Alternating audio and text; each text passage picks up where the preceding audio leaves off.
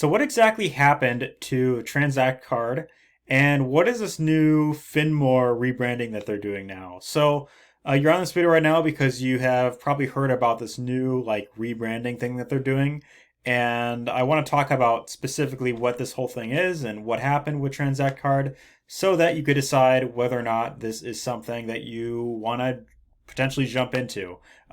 Me personally, I've done a few videos on TranZactCard in the past talking about why I believed that this company was going to die off very quickly within less than a year, and it seems not even a few months later that things are already going downhill pretty quickly. So I want to give you the information that you need so that you could decide for yourself whether or not you want to jump into this. First thing I want to mention is if you go to the TranZactCard site, and this is at least at the time that I'm filming this video right now, there's all this text like right up on the top of the page that you can't even see all of it. So like the whole way that it's set up is kind of weird. And you know how like sometimes if you zoom out, it'll kind of show more of it. So yeah, I had to like highlight this kind of like that and then copy and paste it into a notepad just to see what it said. And here it says, "We heard you, exciting news. Please excuse the enrollment interruption while we prepare to announce a complimentary suite of products and services this coming week." So I guess that's referring to like part of the new company name that they're switching to or something. But I want to show kind of what happened with TranZactCard. So this is on a site called behindmlm.com, and if you want to check out this article, I might have this link down below if you want to take a look at it. But yeah, so right here it says 32,000 TranZactCard accounts were breached and the user data was being sold online. So imagine this for a minute, right? You join a company, you join TranZactCard because you're like, okay, this sounds really cool. I get this debit card in the mail that gives me all these discounts and I get these points and I get to, buy stuff at significantly less price. That's at least what they were like, promoting themselves as, right? So you jump on board with this because you get excited, and then not even a few months into it, your account is literally at risk of, you're at risk of losing your information. Your information is being stolen and sold online. So this article right here, I'll kind of read some of it. As per a January 28th post on Breach Forums, a new user going by Alexei Petrov, I believe that's a Russian name, is selling 48,000 credit card numbers submitted to TranZactCard. At time of publication, the TranZactCard breach remains unconfirmed. Alexei, however, claims to have obtained details connected to 32,000 TranZactCard accounts. These include, get this, email addresses, usernames, DBOs, that's digital branch offices, and customers, card details, purchased gift card details, phone numbers, passwords, IP addresses, and many more. So TranZactCard likely changed backend database and website login credentials are also included with the sale. And then, then shortly after this, then they announced they had like this live webinar, which if you look up TranZactCard FinMore, it was actually is this video. They announced that they were rebranding to this new name called FinMore. And if you go to finmore.com, pretty much all you see is just this logo right here, which most likely just going to be this more of the same of what TranZactCard is. And so the thing with TranZactCard, and as to why I really did not see this company succeeding with the long term, is first and foremost, banks do not support MLMs. So this whole debit card thing that they were launching, this was originally going to be like a Visa debit card that you would get. So this originally, if you look at earlier versions of this, when it was first announced, this was originally a Visa card that you would get in the mail. But because banks do not support MLMs and all that, of course, they lost their whole contract with Visa. So that's the first red flag to be aware of. Another thing that I just recently heard about is that there were a lot of members that ordered a card in the mail and apparently didn't even receive it. So I only just recently found that out recently. So that's another thing that you should be aware of.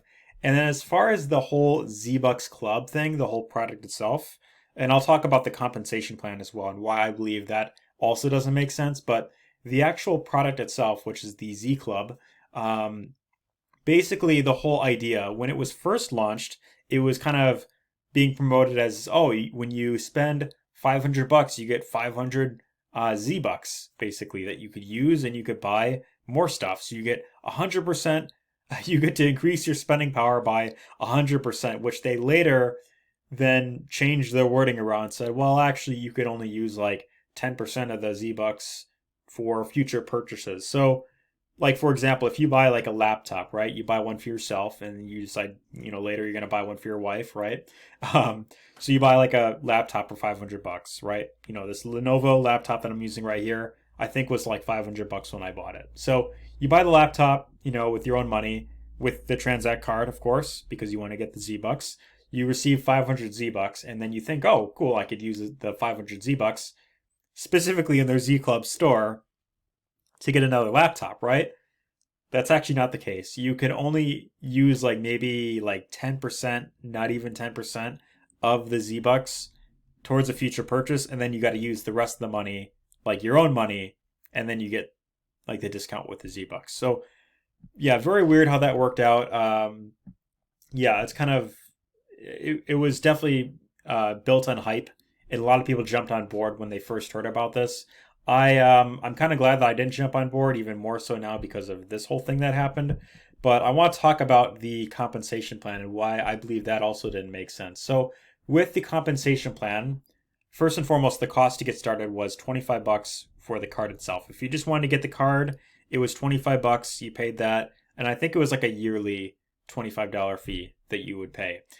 Now, if you wanted to promote TranZactCard, you would have to start what's known as a digital branch office, and the cost of that was $500. So you pay $500, but then the catch is when you start promoting this as an affiliate, right? Or if you're like recruiting people in, you first have to, in order to start earning money with this, you have to first refer 3 people to become a DBO, to start their own digital branch office. So 3 people have to join through you. They invest $500, but you don't make any money off those first 3 people. It's not until you refer like your 4th person, and even then you don't really make that much off of that either. And then in order to like really make money, then the 3 people that you bring on board, they also have to each bring 3 people on board. And I don't know, it's a very confusing, like they had like a whole graph set up somewhere.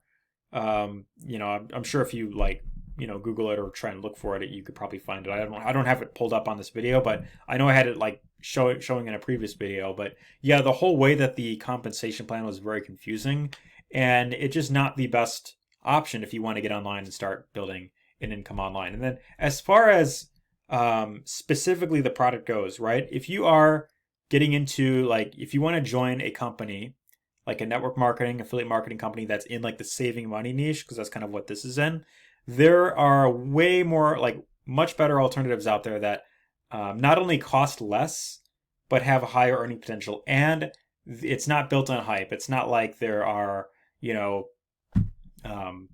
not like it's where they overhype the amount of savings that you can get and stuff like that. So yeah, there's other ones you could look into out there. I'm not currently affiliated with any other ones, but if you want an alternative as far as getting into affiliate marketing, learning how to promote products online, I have a free training that you could check out, and you could check that out down below. And that is my favorite way to go from complete scratch to creating a full-time income online. So if you want to learn more about that, and if you want to see a much better alternative that doesn't require you to invest an arm and a leg to get started, it also doesn't involve referring people to refer people to refer people into something that, who knows, might not even exist much in the long term. And yeah, you could also learn more about that down below as well. So that being said, I want to hear your thoughts about TranZactCard. What do you think of this new update? Do you think that FinMore is going to work out? Yeah, I personally don't see this working. It's just going to be more of whatever this is. And yeah, drop your comments down below. Let me know what you think. And if you found value in this video, give this a thumbs up. If you want to check out the training that I put together, if you want to learn how to start building an online business in a more legitimate, more long-term way where you can learn how to promote anything that you want online, that is pretty much what I go over in that training. So check that out down below if you want to see what that's all about. Otherwise, hope you enjoyed this video, and take care, all the best.